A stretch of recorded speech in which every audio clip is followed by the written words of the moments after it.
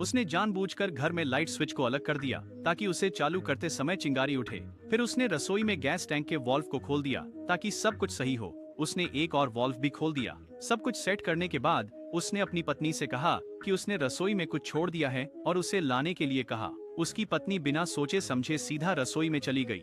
जैसे ही वह अंदर गई, वह घर से बाहर भाग गया। उसे किसी बात की जानकारी नहीं थी। उसने तुरंत लाइट स्विच दबा दिया। वह पहले थोड़ी जिज्ञासु भी थी, लेकिन अगले ही पल हर जगह आग की लपटें उठी।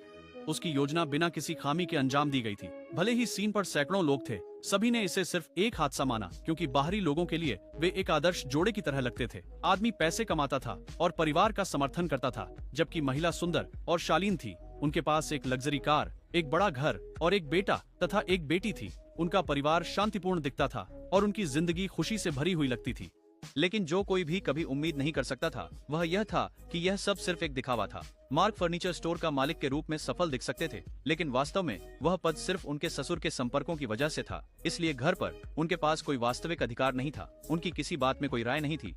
उसे हर मामले में अपनी पत्नी की बात माननी पड़ती थी, यहाँ तक कि उनकी अंतरंगता का समय भी वही तय करती थी। सब कुछ उसकी सावधानी पूर्वक बनाई गई नियमों के अनुसार चल रहा था, जब तक कि एक दिन अचानक किसी ने मार्क की दुनिया में प्रवेश नहीं किया। चूंकि स्टोर का विस्तार हो रहा था, मार्क ने एक नए कर्मचारी को काम पर रखने का फैसला किया।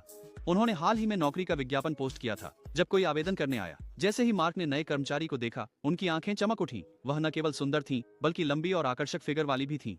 वह बिल्कुल उसी के प्रकार की थी, और सबसे महत्वपूर्ण बात, उसने उसे देखने के लिए कुछ दिया। एक तरह से उसके घर पर होने वाले दबाव से मानसिक रूप से बचने का रास्ता। अगले दिन नई कर्मचारी कार्यालय में खुशी खुशी आई और अन्य ने अभी अभी एक बड़ा सौदा पक्का किया था। इस वजह से उसने मार्क को गले लगा लिया। मार्क ने तुरंत अपना हाथ वहां रख दिया जहां उसे नहीं रखना चाहिए था, लेकिन उसके पास आगे बढ़ने का साहस नहीं था। कुछ समय बाद उसने अपना हाथ जल्दी से हटा लिया। उसने सोचा कि वह सिर्फ अपनी खुशी साझा कर रही थी, लेकिन जो उसे उम्मीद नहीं थी वो ये था कि अन्य ने जानबूझकर ऐसा किया था। यह देखते हुए कि मार्क ने उसे दूर नहीं किया, अन्य ने उसी दिन दुकान बंद होने के बाद चुपके से ताला लगा दिया, मार्क को अंदर फंसा दिया। एक पल में शिकारी शिकार बन गया। उस दिन से ऐसा था जैसे मार्क एक बिल्कुल नई दुनिया में आ गया हो।